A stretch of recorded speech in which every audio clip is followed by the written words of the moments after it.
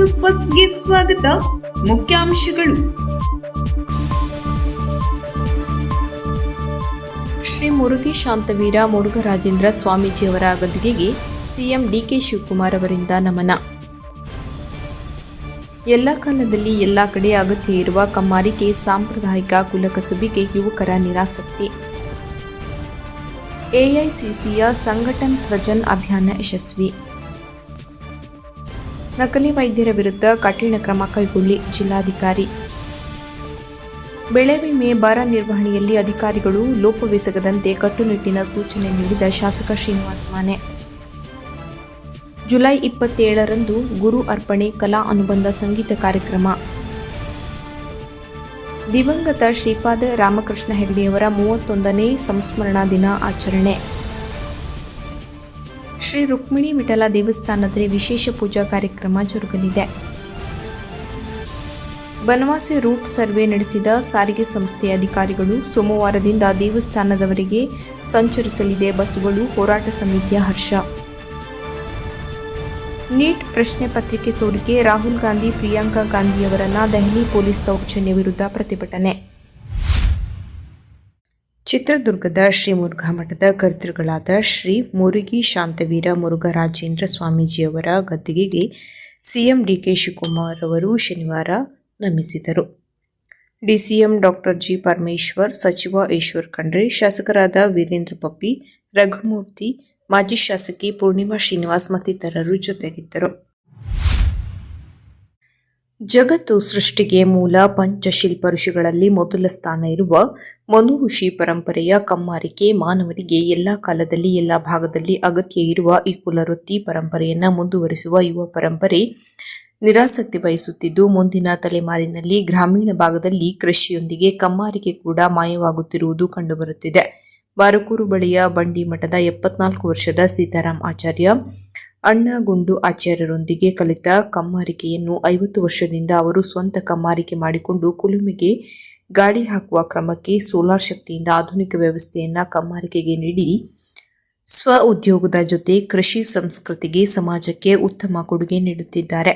ಹೆಚ್ಚಾಗಿ ಊರ ಹೊರಭಾಗದಲ್ಲಿ ಇರುವ ಕಮ್ಮಾರಿಕೆಯ ಕುಲುಮೆಗೆ ಮುಖ್ಯ ವಸ್ತು ಇದ್ದಲು ಮತ್ತು ಉಕ್ಕು, ಕಬ್ಬಿಣದೊಂದಿಗೆ ಶ್ರಮ ಶಕ್ತಿಯೊಂದಿಗೆ ತಯಾರಾಗುವ ಕತ್ತಿ, ಕೊಡರಿ, ಹಾರೆ, ಪಿಕಾಸೆ ಇನ್ನಿತರ ವಸ್ತುವನ್ನು ಕಾಯಿಸಿದ ಬಳಿಕ ನೀರನ್ನ ನೀಡಿ ಶಕ್ತಿ ನೀಡುವ ಕುಶಲತೆ ಮೇಲೆ ಇರುವ ಕಮ್ಮಾರಿಗೆ ಇಂದಿಗೂ ದಿನಕ್ಕೆ ₹1000 ಹೆಚ್ಚು ಸಂಪಾದನೆ ಮಾಡಬಹುದಾದ ಉದ್ಯೋಗಕ್ಕೆ ಪರಂಪರಾಗತ ಕುಲಕಸುಬಿನ ಯುವಜನರು ತೊಡಗಿಸಿಕೊಳ್ಳಬೇಕಾಗಿದೆ.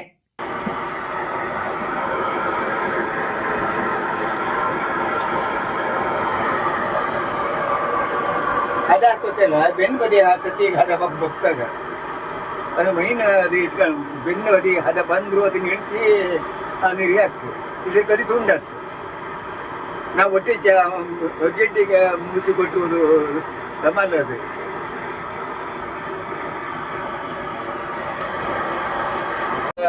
₹1,000 ಆಂಬ ಮಾಡೋಕತ್ತು. ಈ ಕೊತ್ತರಿ ರಿಪೇರಿ ಇಲ್ಲ, $10,000 ಮೇಲೆ ಒಂದು ಎಲ್ಲ ಕೆಲಸ ಬಿಟ್ಟರೆ ಮೇಲೆ ₹10,000 ಮಾಡೋದು ಇತ್ತು. ಕತ್ತಿ ಬಾಯಿ ಕಾಸು ಇದೆ, ಪಿಕಸಿ ಕಾಸು ಇದ್ರೆ ಈ ಒಂದು ಕತ್ತಿ ಕಾಸಲ್ಲರಿಗೆ 7 ಪಿಕಸಿ ಕಾಸು ಕತ್ತೆ. 7 ಪಿಕಸಿ ಕಾತ್ರೆ ₹400 ಸಿಕ್ಕತ್ತು. ಕತ್ತಿಲ್ 100.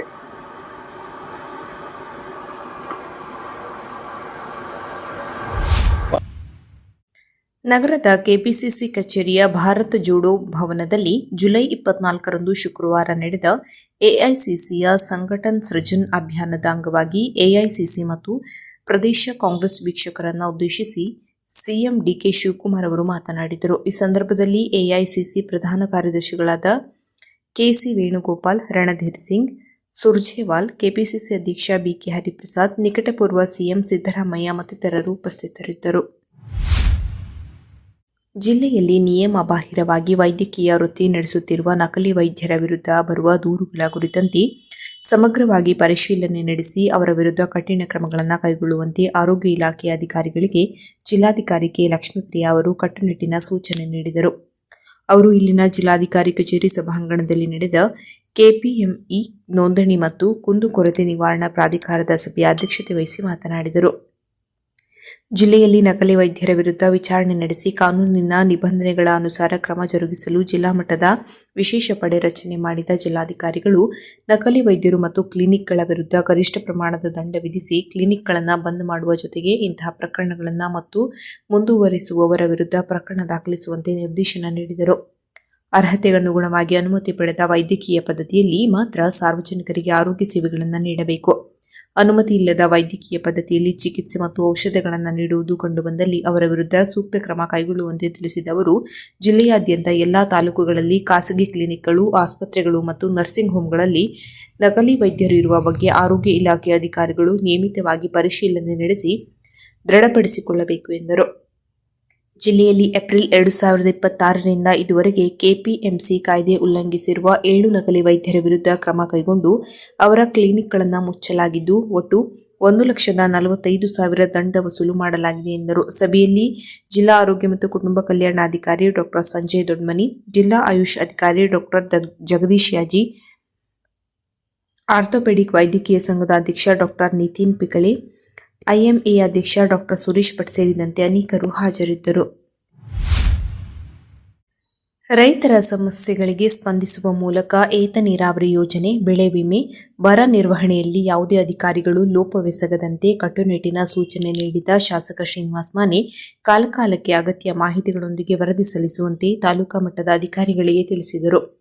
ಗುರುವಾರ ಸಂಜೆ ಇಲ್ಲಿನ ತಹಶೀಲ್ದಾರ್ ಕಚೇರಿಯ ಸಭಾಂಗಣದಲ್ಲಿ ಕಂದಾಯ, ತೋಟಗಾರಿಕೆ, ಕೃಷಿ, ಏತ ನೀರಾವರಿ, ಸಣ್ಣ ನೀರಾವರಿ ಸೇರಿದಂತೆ ವಿವಿಧ ಇಲಾಖೆಗಳ ಅಧಿಕಾರಿಗಳು ಹಾಗೂ ನಾನಾ ರೈತ ಸಂಘಟನೆಗಳ ಪ್ರಮುಖರ ಸಭೆಯಲ್ಲಿ ಅವರು ಮಾತನಾಡಿದರು.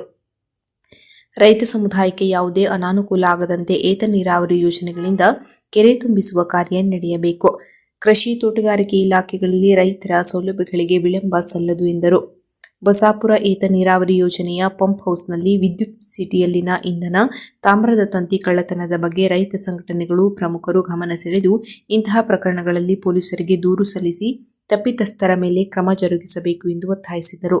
ಈ ಸಂದರ್ಭದಲ್ಲಿ ಶಾಸಕ ಮಾನೆ ಮಾತನಾಡಿ, ಅಧಿಕಾರಿಗಳು ಈ ವಿಷಯಕ್ಕೆ ಸಂಬಂಧಿಸಿದಂತೆ ಪೊಲೀಸರಿಗೆ ದೂರು ನೀಡಲು ಹಿಂದೇಟು ಹಾಕಬಾರದು.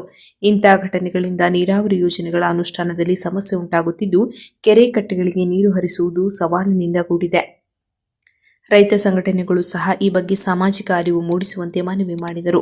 ಈ ಸಂದರ್ಭದಲ್ಲಿ ರೈತ ಸಂಘದ ಅಧ್ಯಕ್ಷರುಗಳಾದ ಮರಿಗೌಡ ಪಾಟೀಲ್, ಎಂಎಸ್ ಪಾಟೀಲ್, ಚನ್ನಬಸಪ್ಪ ಗೌಡ ಪಾಟೀಲ್, ಬಗರ್ ಹುಕುಂ, ಸಾಗುಳಿ ಸಕ್ರಮೀಕರಣ ಸಮಿತಿಯ ಅಧ್ಯಕ್ಷ ಪುಟ್ಟಪ್ಪ ನರೇಗಲ್, ಜಿಲ್ಲಾ ಪಂಚಾಯತ್ ಮಾಜಿ ಸದಸ್ಯ ಟಾಕನಗೌಡ ಪಾಟೀಲ್, ಕಬ್ಬು ಬೆಳೆಗಾರರ ಸಂಘದ ಜಿಲ್ಲಾಧ್ಯಕ್ಷ ಭುವನೇಶ್ವರಿ ಶಿಡ್ಲಾಪುರ ಸೇರಿದಂತೆ ಅನೇಕರು ಹಾಜರಿದ್ದರು. ಗುರು ಅರ್ಪಣೆ ಕಲಾ ಅನುಬಂಧ ಸಂಗೀತ ಸರಣಿ ಕಾರ್ಯಕ್ರಮ ರಾಗಮಿತ್ರ ಪ್ರತಿಷ್ಠಾನ, ಮಿತ್ರ ಮ್ಯೂಸಿಕಲ್ಸ್, ಸಿಪಿ ಬಜಾರ್, ಶಿರಸಿ ಅರ್ಪಿಸುವ ಗುರು ಅರ್ಪಣೆ ಕಲಾ ಅನುಬಂಧ ಸಂಗೀತ ಕಾರ್ಯಕ್ರಮ ಪ್ರತಿ ತಿಂಗಳ ಕೊನೆಯ ಸೋಮವಾರ ನಡೆಯುತ್ತಿದ್ದು, ಈ ಸರಣಿಯ ಭಾಗವಾಗಿ ಈ ತಿಂಗಳು ಜುಲೈ 27, 2026ರಂದು ಸಂಜೆ 6:30ರಿಂದ 8 ಗಂಟೆಯವರೆಗೆ ರಾಗಮಿತ್ರ ಪ್ರತಿಷ್ಠಾನ, ಸಿಪಿ ಬಜಾರ್, ಶಿರಸಿಯಲ್ಲಿ ಗುರು ಅರ್ಪಣೆ ಕಲಾ ಅನುಬಂಧ ಸಂಗೀತ ಕಾರ್ಯಕ್ರಮ ನಡೆಯಲಿದೆ. ಈ ಸಂಗೀತ ಕಾರ್ಯಕ್ರಮದಲ್ಲಿ ವಿದ್ವಾನ್ ವಿನಾಯಕ್ ಹೆಗಡೆ ಹಿರೇಹದ್ದ, ಕುಮಾರ್ ಆರ್ಯ ವಿನಾಯಕ್ ಹೆಗಡೆ, ವಿದ್ವಾನ್ ಶಂಕರ್ ಹೆಗಡೆ ಹಿರೇಮಕ್ಕಿ, ಕುಮಾರ್ ಅನೀಶ್ ಹೆಗಡೆ, ವಿದ್ವಾನ್ ಪ್ರಕಾಶ್ ಹೆಗಡೆ ಯಡಳ್ಳಿ, ಕುಮಾರಿ ಅಂಜನಾ ಹೆಗಡೆ ಹಾರ್ಮೋನಿಯಂನಲ್ಲಿ ಸಹಕರಿಸಲಿದ್ದಾರೆ. ಈ ಕಾರ್ಯಕ್ರಮದಲ್ಲಿ ಸಂಘಟಕರಾದ ಮಿತ್ರ ಪ್ರತಿಷ್ಠಾನ ಶಿರಸಿ ಇದರ ಅಧ್ಯಕ್ಷರಾದ ಎಂಎನ್ ಹೆಗಡೆ ಪ್ರಕಟಣೆಯ ಮೂಲಕ ತಿಳಿಸಿದ್ದಾರೆ. ಟಿಎಸ್ಎಸ್ ಪ್ರಧಾನ ಕಚೇರಿಯಲ್ಲಿ ಜುಲೈ 24ರಂದು 1960ರಿಂದ 1995ರ ಸಮಯದಲ್ಲಿ ಟಿಎಸ್ಎಸ್ ಅಧ್ಯಕ್ಷರಾಗಿ ಸಂಘವನ್ನು ಅಭಿವೃದ್ಧಿ ಪಥದಲ್ಲಿ ಮುನ್ನಡೆಸಿದ ದಿವಂಗತ ಶ್ರೀ ಶ್ರೀಪಾದ ರಾಮಕೃಷ್ಣ ಹೆಗಡೆ ಕಣಿವೆಯವರ 31ನೇ ಸಂಸ್ಮರಣಾ ದಿನದ ಅಂಗವಾಗಿ ಸಂಘದ ಆಡಳಿತ ಮಂಡಳಿಯ ಸದಸ್ಯರು ಹಾಗೂ ಸಿಬ್ಬಂದಿಗಳು ಅವರ ಭಾವಚಿತ್ರಕ್ಕೆ ದೀಪ ಬೆಳಗುವುದರ ಮೂಲಕ ಮೌನಾಚರಣೆ ಸಲ್ಲಿಸಿ ನಂತರ ಭಾವಚಿತ್ರಕ್ಕೆ ಶುಕ್ರವಾರ ಪುಷ್ಪನಮನ ಸಲ್ಲಿಸಿದರು. ಈ ಸಂದರ್ಭದಲ್ಲಿ ಸಂಘದ ಅಧ್ಯಕ್ಷರಾದ ಶ್ರೀ ಗೋಪಾಲಕೃಷ್ಣ ವೆಂಕಟರಮಣ ವೈದ್ಯ ಮತ್ತೆಘಟ್ಟ, ಉಪಾಧ್ಯಕ್ಷರಾದ ಶ್ರೀ ಮಹಾಬಲೇಶ್ವರ್ ಎನ್ ಭಟ್ ತೋಟಿಮನಿ, ಟಿಎಸ್ಎಸ್ನ ನಿರ್ದೇಶಕರು, ಪ್ರಧಾನ ವ್ಯವಸ್ಥಾಪಕ ಗಿರೀಶ್ ಹೆಗಡೆ ಹಾಗೂ ಸಿಬ್ಬಂದಿಗಳು ಉಪಸ್ಥಿತರಿದ್ದರು. ಆಷಾಢ ಏಕಾದಶಿ ಪ್ರಯುಕ್ತ ನಗರದ ಸಿಂಪಿ ಗಲ್ಲಿಯ ಶ್ರೀ ರುಕ್ಮಿಣಿ ವಿಠಲ ದೇವಸ್ಥಾನದಲ್ಲಿ ವಿಶೇಷ ಪೂಜಾ ಕೈಂಕರ್ಯಗಳು ಜುಲೈ 25ರಂದು ಶನಿವಾರ ಜರುಗಲಿದೆ. ಈ ವಿಶೇಷ ಪೂಜಾ ಕಾರ್ಯಕ್ರಮದ ನಿಮಿತ್ತ ಶನಿವಾರ ಸಂಜೆ 6 ಗಂಟೆಯಿಂದ 8 ಗಂಟೆಯವರೆಗೆ ರಾಮಚಂದ್ರ ನಾಯ್ಕ್ ನೀಲಗಣಿಯವರಿಂದ ಭಜನಾ ಕಾರ್ಯಕ್ರಮ ನಡೆಯಲಿದೆ.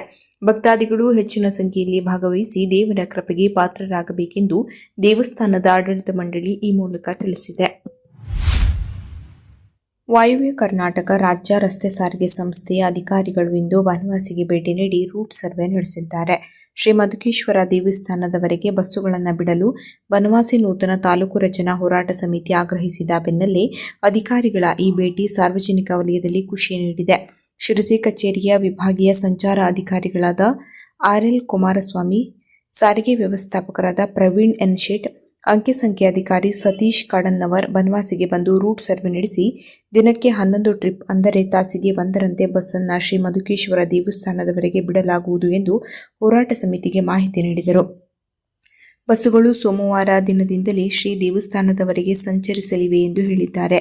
ಈ ಮೊದಲು ಶ್ರೀ ಮಧುಕೇಶ್ವರ ದೇವಸ್ಥಾನಕ್ಕೆ ಬಂದ ಅಧಿಕಾರಿಗಳ ತಂಡವನ್ನು ಹೋರಾಟ ಸಮಿತಿಯ ಪದಾಧಿಕಾರಿ ಸಾಯಿರಾಮ್ ಕಾನಳ್ಳಿ, ದೇವಸ್ಥಾನದ ಮ್ಯಾನೇಜರ್ ಅಭಿನಂದನ್ ಧಾರವಾಡ ಮತ್ತು ರಾಕೇಶ್ ಮಸಾಲ್ಡಿ ಬರಮಾಡಿಕೊಂಡರು.